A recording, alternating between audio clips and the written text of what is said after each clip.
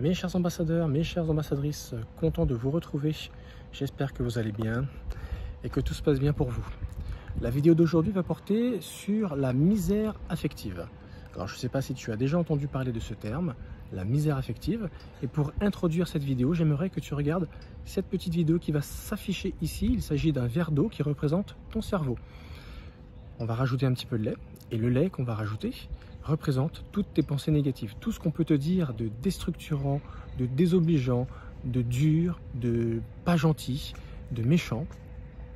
Et pour pouvoir retrouver la clarté d'avant, eh bien, il va falloir ajouter de l'eau. Beaucoup d'eau pendant un certain temps, jusqu'à ce que ce lait qui a brouillé cette eau puisse disparaître. Tu as vu le temps qu'il a fallu pour pouvoir retrouver une certaine clarté. Maintenant, on va rajouter juste une petite larme de lait. C'est suffisant pour pouvoir embrouiller toute la masse d'eau qui était pure. Il ne faut pas forcément une grande quantité. Cette leçon, elle est là pour nous faire comprendre quoi? Pour nous faire comprendre tout simplement qu'il ne suffit pas de grand chose pour pouvoir embrouiller ton esprit. Et bien sûr, lorsque tu vis une situation comme cela, c'est facile à s'envoyer un tas de mauvaises choses. C'est très facile d'écouter ce que les autres peuvent nous dire, mais c'est difficile. Une fois que ces pensées sont rentrées à l'intérieur de nous-mêmes, c'est très difficile de les sortir. Pour pouvoir purifier notre esprit, ça prend beaucoup plus de temps. Alors la leçon de cela, c'est juste pour te dire que si jamais tu vis la misère affective, c'est-à-dire le manque d'attention, le fait d'être un petit peu en carence d'amour, en carence de câlins, en carence parce que tout simplement tu n'as pas cette opportunité autour de toi, mais sache une chose, c'est pas parce que tu n'as pas ces choses-là qu'il faut te condamner en te disant ben, c'est peut-être pas fait pour moi, peut-être voilà, j'ai passé un certain âge et donc du coup tu n'y es plus droit. Ne va surtout pas penser ce genre de choses. C'est vraiment négatif comme genre de pensée et surtout ça risque de te faire du tort, beaucoup de tort. Alors c'est vrai qu'il existe une conscience collective et des études sociologiques qui montrent que c'est vrai, donc c'est la société qui le prouve, hein, que les femmes arrivées à un certain âge, ça devient beaucoup plus compliqué pour elles de trouver l'âme sœur, de trouver un compagnon qui va partager leur vie, avec qui elle va pouvoir construire une famille, etc., etc. Les femmes, on va dire, tout se joue entre leurs 15 ans et leurs 25 ans. Elles ont véritablement 10 ans. Passé les 25 ans, toujours en célibataire, à sortir à droite à gauche, en ne pensant pas s'inquiéter pour ce genre de choses, en se disant bon non, j'ai encore le temps. Arrivé à un certain âge, c'est plus difficile déjà de trouver des hommes qui seront intéressés, parce qu'à cet âge-là, entre 25, 30, 35, souvent ce sont des hommes mariés, ce sont souvent des hommes qui ont déjà une vie de famille, qui ont déjà plusieurs enfants. Donc si tu veux trouver la bonne personne, généralement, trouver un homme d'une trentaine d'années célibataire, c'est ce que tu voudrais. Mais est-ce que ça t'intéresse vraiment? Parce que souvent les femmes se disent, un homme seul, à cet âge-là, c'est forcément quelqu'un qui traîne des casseroles derrière lui, très souvent. Qui n'en est pas à sa première conquête, à sa première histoire. Et voilà, s'il est célibataire, c'est que voilà, c'est un homme à problème. Oui et non. On ne peut pas forcément tout généraliser. Mais par contre, les hommes, à l'inverse des femmes, c'est que ça dure très longtemps. Plus un homme prend de l'âge, plus il prend de la valeur. Alors qu'une femme, plus elle prend de l'âge, plus elle perd en valeur. Et la preuve en est, c'est que souvent, malheureusement, c'est vrai qu'il y a beaucoup plus de femmes sur Terre que d'hommes. C'est très difficile d'avoir affaire à des hommes. Donc les femmes qui veulent se marier, les femmes qui veulent trouver la bonne personne, eh bien le choix est compliqué et difficile, on est d'accord, hein. C'est pour cette raison que bon, cette réalité sociologique est de dire que une femme qui a entre 25 et 35 ans, si elle n'a toujours pas trouvé la bonne personne, souvent elle reste seule pendant très longtemps. Donc c'est pour cette raison que, eh bien, c'est un âge où une femme, elle a besoin d'attention, et puis, j'ai envie de dire, toute sa vie. Et plus, en prenant de l'âge, une femme a tendance à avoir plus besoin de ses besoins fondamentaux, qui sont la sécurité, qui sont la compréhension, et qui sont également le besoin d'être mis en valeur. C'est quelque chose qui est très présent dans la vie de la jeune fille de 14-15 ans. Il faut voir comment sont les jeunes filles, les jeunes vierges, les jeunes pucelles de cet âge-là lorsqu'elles vont au collège. Tout est porté sur l'accoutrement, la beauté, le maquillage, est-ce qu'il m'a regardé, enfin voilà, on parle que de garçons, ce qui prouve qu'elle a ce besoin du regard de l'homme. Et forcément, c'est quelque chose qui ne la quittera pas jusqu'à ce qu'elle devienne âgée et qu'elle devienne une femme âgée, en ayant eu une vie de famille, des enfants, des petits-enfants ou pas.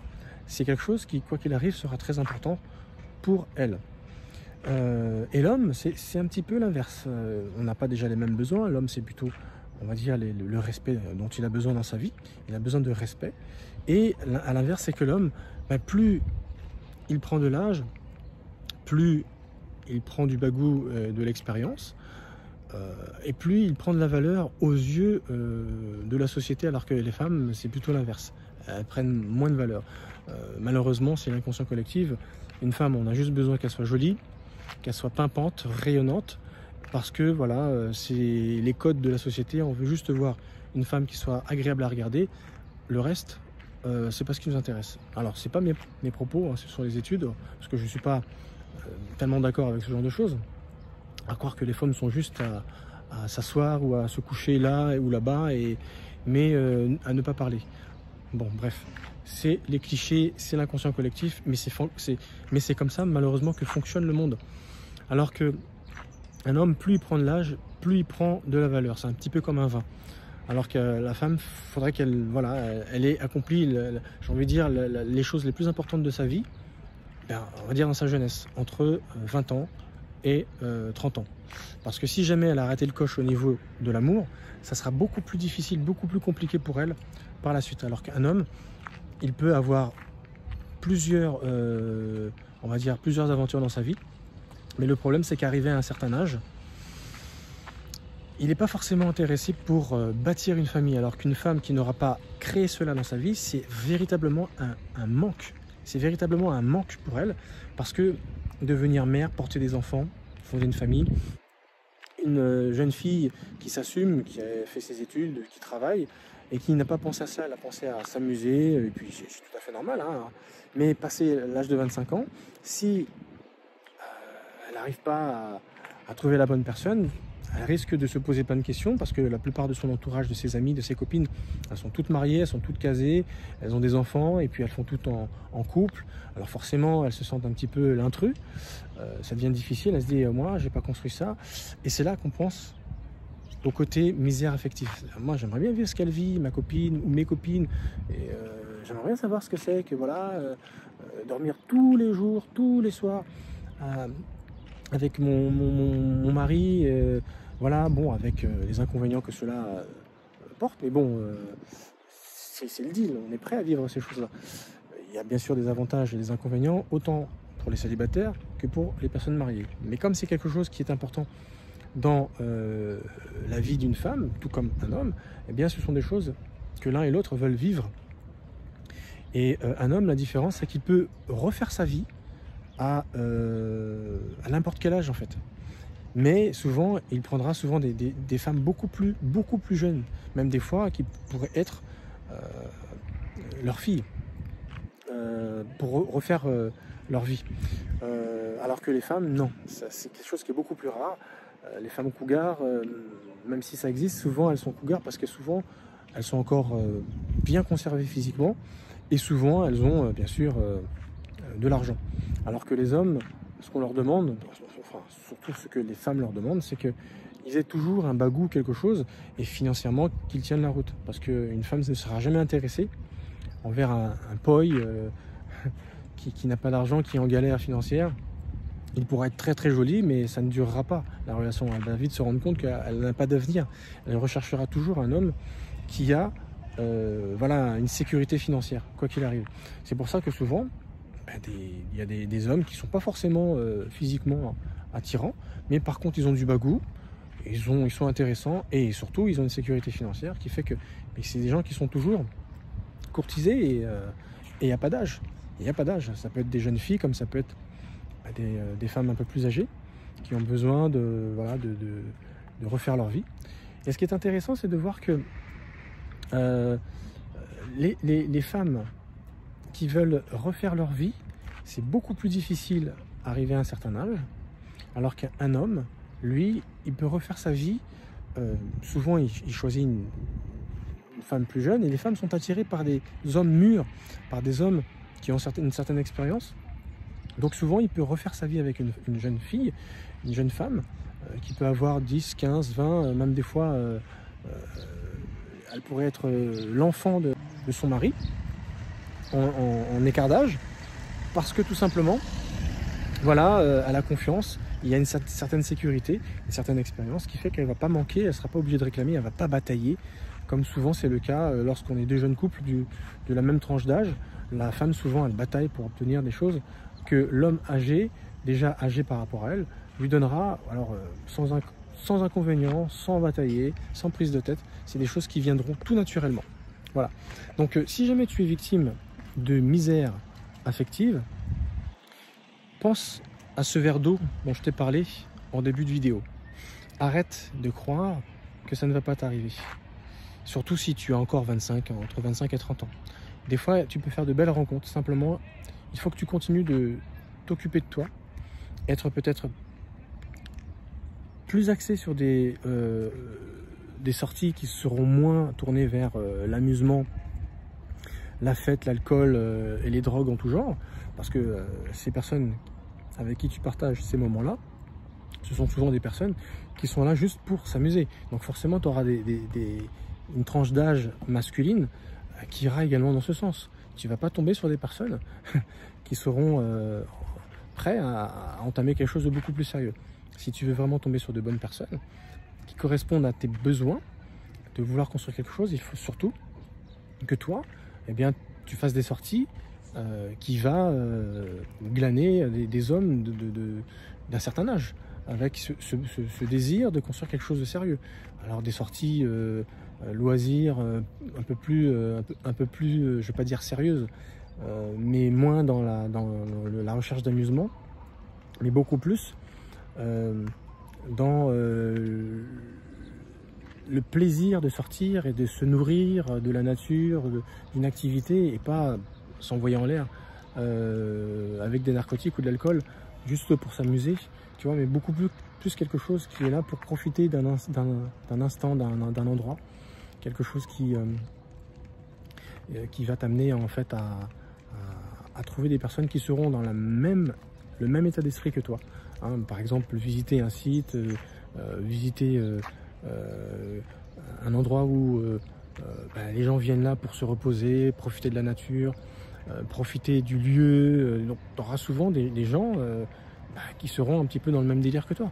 Mais si tu sors le soir à 23 h dans les boîtes de nuit où il y a beaucoup de bruit, beaucoup de musique, tu auras une tranche d'âge beaucoup plus jeune qui auront des délires de cet âge-là et qui ne veulent pas se prendre au sérieux. Tu vois. Donc déjà rien que ce petit détail-là est très très important. Ensuite, il faut que tu continues de prendre soin de ton corps, à continuer de te faire joli. C'est sûr que si tu vas sur les sites de rencontres, dis-toi bien une chose, c'est que les sites de rencontres, ce sont des sites pour consommer du sexe la plupart du temps. C'est pas des sites pour se marier, pour trouver des personnes sérieuses. Si tu veux trouver des personnes sérieuses, tomber sur des personnes qui valent le coup, déjà la situation, elle est, voilà, moi je suis pas adepte de ce genre de choses, mais quand j'entends ceux qui les fréquentent, c'est toujours ça. C'est souvent beaucoup d'hommes par rapport aux femmes, et si jamais tu es une femme de 25 ans, les hommes vont vouloir être avec toi juste pour consommer. Non, ça ne sera pas pour construire, mais plutôt pour consommer. Donc pose-toi les bonnes questions, surtout si tu es entre 25 et 35 ans. Bon, il n'y a rien de perdu, je veux dire. C'est pas comme si tu en avais 40, ou souvent tu as déjà une vie. As-tu déjà remarqué ça également? Une femme qui a eu des enfants, qui a déjà eu une vie maritale, et qui s'occupe encore de ses enfants, si elle ne s'est pas remise avec un homme, c'est que souvent elle est dans le mode maman. Elle est en mode maman, c'est-à-dire elle s'occupe de ses enfants jusqu'à ce qu'ils partent. Ou souvent elle a une relation, mais voilà, ça prend pas plus que ça, ou on construit pas forcément quelque chose. Parce que l'un et l'autre ont déjà une vie maritale passée pour laquelle ils sont déjà très occupés. Et moi j'ai remarqué une chose, c'est que souvent ces relations, elles ne se concrétisent pas. Il n'y a rien de sérieux parce que souvent, voilà, il y en a un qui veut plus que l'autre. C'est pas quelque chose de commun. Parce que souvent, quand on a 20 ans, c'est des choses qu'on découvre. On veut savoir ce que c'est que déjà avoir des relations sexuelles. Ne serait-ce que vivre avec la personne qu'on aime. Monter une famille, s'assumer, travailler. C'est une découverte autant pour l'un que pour l'autre. C'est des choses qu'on voudrait vivre. Mais quand tu l'as déjà vécu une fois, que tu as déjà eu une vie maritale, que tu sais ce que c'est, tu découvres plus rien. Et que tu as eu peut-être une vie maritale pendant 10, 15, 20 ans. Un homme, je parle des hommes. Tu lui reproposes cela, c'est plus tellement ça qu'il veut. C'est pour ça que souvent c'est difficile, quand tu as un certain âge, de retomber sur des hommes qui sont prêts à s'engager, à monter une famille, parce qu'il a déjà eu sa famille. C'est pour cette raison qu'il est moins attiré par ce genre de choses. Alors qu'une femme qui ne l'a jamais vécu, elle sera hyper motivée, plus. Et elle ne comprendra pas pourquoi tous les hommes qu'elle va rencontrer ne seront pas trop avec ce délire. Tout simplement parce que tu rencontres des hommes qui ont déjà eu cette vie-là. Voilà. Et forcément, les hommes de ton âge, si tu as 25-30 ans, ce sont souvent déjà des hommes casés. Ou sinon, qui sont en rupture, ou qui ont déjà eu une histoire d'amour. Et du coup, tu es la énième, tu n'es pas la première. Voilà. Donc c'est une réalité douloureuse, c'est sûr, mais il ne faut surtout pas croire que c'est fatal, tu ne vas plus jamais retrouver. Souvent on se rabat sur des sites de rencontres ou des clubs où on fait les troquets avec l'ambiance rien que des célibataires. Mais on va être très exigeant, on ne veut pas tomber sur n'importe qui. Et ce qui va se passer, c'est que il n'y a pas la magie de la découverte. On arrive avec sa liste de choses, nos critères, et puis on s'expédie l'un et l'autre parce qu'il n'y a pas ça. Mais le jeu de la séduction, le jeu de la découverte ne se fait pas. Si on a des critères bien précis, on en a tous, et c'est très bien d'en avoir, mais pratiquons ce que nous aimons, et forcément on va trouver des personnes qui aiment les mêmes choses que nous. Tout simplement. Pour quelle raison arriver avec une liste toute faite dans des clubs où on vient tous d'horizons différents? Je me rappelle avoir regardé une émission une fois, c'était en Chine. C'était parce que là-bas il y a beaucoup d'hommes célibataires qui n'ont pas eu le temps de construire leur vie, qui ont déjà une trentaine d'années passées, et qui mettent leur nom dans des agences, ils mettent leur nom, leur âge, et un critère qui est demandé, c'est le salaire. Ce sont des hommes souvent qui gagnent très bien leur vie, c'est du genre 10 000 euros par mois. Voilà, les Asiatiques travaillent énormément, ça c'est des choses qu'on sait très bien. Ce sont des hommes qui gagnent très bien leur vie, et ces femmes qui veulent se marier, ce sont des femmes souvent qui n'ont pas construit leur vie, qui mettent en avant, comme d'habitude, leur plastique, et qui s'attendent que les hommes aient un salaire supérieur au leur, parce que souvent ce sont des femmes qui n'ont pas construit leur vie mais qui gagnent également bien leur vie, et tu apprends qu'elles ont elles-mêmes souvent un salaire de 10 000 euros, mais ce qu'elles veulent, elles, là, du coup, c'est profiter, que l'homme s'occupe d'elles et qu'elles dépensent, qu'elles vivent. C'est ça qui est la vision. Alors je me suis dit, c'est un petit peu médiocre comme vision, et que l'homme continue de travailler, mais elles sont pas intéressées par des hommes qui ont le même salaire, un salaire égal. Elles veulent un homme qui a le plus à chaque fois, tu vois, donc au moins le double, ou au moins un 3/4 de salaire au-dessus du sien. Voilà. Donc j'ai trouvé ça un petit peu trop tiré vers des critères, et j'ai envie de dire, mais la magie de l'amour n'existe pas. C'est-à-dire que des fois tu n'es pas intéressé par quelqu'un, mais en apprenant à la connaître, cette personne, tu finis par trouver des choses qui te plaisent auxquelles tu n'avais pas pensé avant. Et c'est important en fait de laisser parler la magie de la rencontre. Voilà, si en tout cas tu veux faire des rencontres intéressantes, il faut tout simplement faire des activités que tu aimes, que tu apprécies, qui correspondent à tes valeurs. Et naturellement, tu vas tomber sur des personnes qui aiment les mêmes choses que toi et tu vas les rencontrer. C'est comme ça que ça se fait. Mais il ne faut pas vouloir absolument arriver avec une liste toute faite de cases que tu vas cocher. Parce que les sites de rencontres, c'est un petit peu ça, quoi. Mais on sait très bien qui les fréquente, là, à 90%, c'est surtout des hommes, avec l'intention de consommer et pas du tout faire sa vie. Non, et la plupart de ces personnes, de ces hommes, ont déjà souvent un âge avancé, hein, je veux dire plus de 30 ans la plupart du temps, des fois moins, mais si c'est moins, c'est que c'est souvent des hommes qui sont en galère de sexe et qui savent pertinemment qu'ils ne sont pas faits pour vivre avec une femme. Mais un homme entre 20 et 30 ans, il est en couple, ou soit il va chercher les rencontres en sortant, et pas sur les sites de rencontres. Souvent les sites de rencontres, voilà, ça va être des hommes qui ont foiré 1 ou 2 fois leur vie, qui ont déjà une quarantaine d'années passées, et qui voilà, ils se sentent tellement gauches à les draguer, c'est pas leur truc, que du coup ils cherchent la facilité. Quand tu es une femme et que tu as entre 25 et 35 ans, bon... continue de sortir, fais-toi plaisir, occupe-toi de toi, sois heureuse, ne te néglige surtout pas. C'est comme ça que les choses vont venir. Voilà, j'ai essayé de répondre à la question bien, de la misère affective. C'est un fléau qui touche surtout les femmes, hein. Ça touche énormément les hommes, mais ça touche beaucoup les femmes, parce qu'il y a beaucoup de femmes qui du coup restent célibataires et acceptent le célibat, parce que de toute façon, quoi qu'il arrive, elles se rendent bien compte que c'est très difficile, très compliqué de trouver l'homme tel qu'elle se l'est imaginé, c'est-à-dire le prince, quoi. Le rêve de toute femme qui a été jeune fille et qui a eu ce rêve à un moment donné, voilà, tout simplement.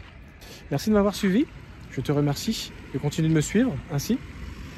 Si on doit faire un clin d'œil avec la perversion narcissique, eh bien, il n'y en a pas vraiment dans cette vidéo, parce que tout simplement, tu peux très bien être une personne qui est en carence, en misère affective, mais généralement, un pervers narcissique te l'a beaucoup donné. Et s'il continue de te le donner, et te le reprendre, et te le donner, et te le reprendre, c'est juste pour continuer de te manipuler. Donc, ce ne sont pas vraiment des personnes qui sont concernées par le manque d'affection, parce que souvent, pour t'avoir séduite, ils t'ont donné ces choses. Au tout début, c'est après que ça commence à manquer. Et c'est là que tu commences à être en carence, à te poser des questions, mais finalement, puisqu'ils ne me donnent plus ces choses, j'ai envie de partir. J'ai envie de te dire, si tu dois partir, c'est pas tellement par le manque d'affection qu'il ne te donne plus, mais plutôt par sa méchanceté et le fait qu'il essaie de te manipuler, toujours d'utiliser comme une image sociale, parce que pour lui c'est important d'exister socialement beaucoup plus que de s'impliquer mentalement avec toi dans une relation sérieuse, en échangeant, en parlant, etc. etc. Et surtout, pense à ce verre d'eau dont je t'ai parlé en début de vidéo, parce que ce verre d'eau est là pour te rappeler que si tu continues de croire que tu vas trouver personne, à être négative et à recevoir des retours de tes amis, à toujours te comparer par rapport aux autres et à voir que tu ne vis pas ces choses, tu vas finir par y croire, tu vas finir par te dire que ben voilà, c'est fatal, c'est ça qui va se passer pour moi dans ma vie, et tu vas dépérir. Donc c'est pour ça que non, il faut que tu continues à vivre, bien sûr en le souhaitant, mais pas en l'espérant. Parce que si tu l'espères, ça risque de te faire du tort si jamais tu ne vois pas ces choses arriver. À le souhaiter et faire tout que ça arrive, mais l'espérer au point que ça te travaille tellement l'esprit que ça te fait mal, non. Je t'invite à faire très attention à la façon dont tu remplis ton esprit d'idées, de pensées. N'oublie pas que l'eau claire, ça va être les pensées positives. Et les quelques gouttes de lait sont suffisantes pour pouvoir brouiller ton esprit. Donc plus tu en auras, plus ça demandera du temps bien sûr pour purifier. Tu as vu le temps que l'eau a coulé pour pouvoir retrouver une pureté, ça prend du temps. Donc si jamais tu te laisses toujours, tu t'abandonnes toujours à des pensées négatives, imagine le tort que tu te fais. Surtout si tu vois les années passées, à un moment donné, tu vas finir par te résigner en te disant c'est pas fait pour moi alors que c'est faux. Et peut-être que le jour quand ça va t'arriver, tu seras tellement plus avec ces choses-là que tu seras peut-être même dans la retenue, dans l'opposition, parce que tu diras non, c'est trop beau. Tu vas t'inventer une histoire pour pouvoir refuser en disant ben non, j'y crois pas, c'est pas possible, parce que tu auras tellement intégré l'idée que c'est pas pour toi. Donc fais très attention aux pensées que tu peux avoir. Voilà ce que j'avais à te dire par rapport à tout cela. Je te remercie de m'avoir suivi, je te souhaite une très bonne soirée. À très bientôt à la prochaine vidéo. Ciao.